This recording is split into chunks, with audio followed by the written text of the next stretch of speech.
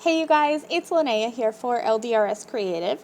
Today I'm using my absolute favorite stamp, stencil, and die combination from the latest LDRS Creative summer release. It's the Grandeur Slimline stamp set, and this has a layering stencil set as well as a die set, and I will be using all three on my card today. So when I use this combo, I like to start with my stenciling. You can absolutely stamp first and then ink blend over, but I find it easiest to do my stenciling first and then stamp. So to do my stenciling, I've cut a piece of cardstock that's slightly larger than my layering stencil. So my cardstock piece is cut to 8.5 by 4 inches, so again, just slightly larger than my layering stencils. I have taped that into that bottom left-hand corner of my stamping platform, and I've used some masking tape to hold that in place, so that piece of cardstock is not going to move throughout my whole process. I'm just going to switch out the layering stencils, taping them in place with a little bit more masking tape, and again, keeping that stencil down in the bottom left-hand corner. This way I don't have to worry about lining anything up. The bottom left-hand corner of my stamping platform kind of takes care of that for me. So for my greens for my Grandeur Slimline stencils, I used Pistachios Aplenty and Prickly Pear Perfection. For my first layer of flowers, I used Banana Cream Pie and Peachy Keen. Those are just those little outer flowers. I wanted those to be yellow. But for my flowers kind of coming down the center here, I thought that I would do something special.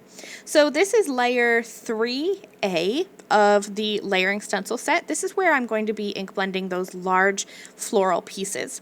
I'm using Soft Kisses hybrid ink and Little Boy Blue hybrid ink on this first portion of those large flowers. So I am just kind of randomly putting down some blobs of pink and some blobs of blue, and where they overlap, they're going to create a pretty lavender color. Now I'm coming in with stencil 3B, again putting that right in the corner of my stamping platform, and I'm going to ink over those areas with slightly darker colors.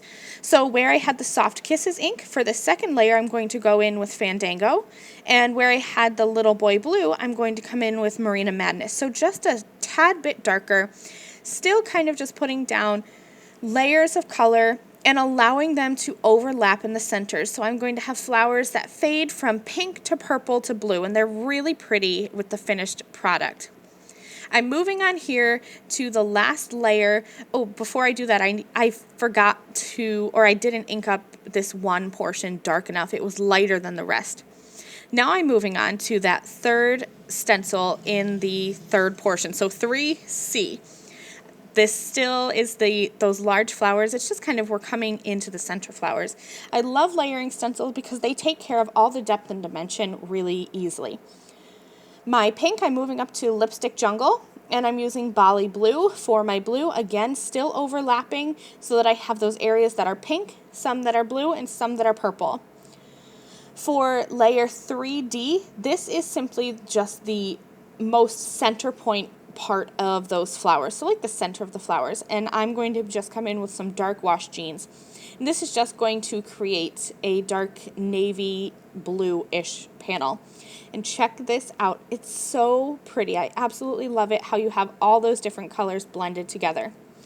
Now this is the part that you could skip. You could leave it just with these stencils. I have done cards where I've incorporated the stamps. I have done cards where I have left the stamps off and just left the stenciling, and honestly I debated on which one I wanted to do, but in the end I did line up that Grandeur Slimline stamp set, and I inked that up with Raven hybrid ink.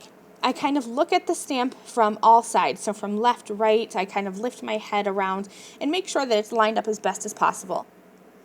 Once I've stamped that with my Raven hybrid ink, I'm going to go ahead and die cut that with the Grandeur Slimline coordinating die, and just use a little bit of masking tape, just a little bit will go a long way. Hold that in place and cut out that gorgeous floral cluster that took me no time at all to create. I wanted to have a fancy background, but keep the focal point on these pretty flowers. So I die cut the trellis cover plate, Slimline cover plate die from white cardstock, and I'm going to back that with some magenta colored glitter cardstock. I have mounted up that trellis cover plate die with some foam tape, and I will just put that right over top of that magenta glitter cardstock. And that glitter cardstock is just going to show through. It's subtle in the video, and it's kind of subtle in real life, but it does pack a punch. I took my Garden Grandeur Slimline stamp set and stamped a sentiment with Raven Hybrid ink. I used my scissors just to fussy cut or bubble cut around that sentiment. Then I'll pop that up in the bottom right hand corner with some foam tape, and this card is finished. I hope you've enjoyed this really easy way to add some stenciled coloring and use some colors that blend together to create multicolored flowers in your stenciling. I have linked and listed all of the LDRS creative products that I used to create this card in the video description below. Thanks so much for watching. I'll see you soon. Bye!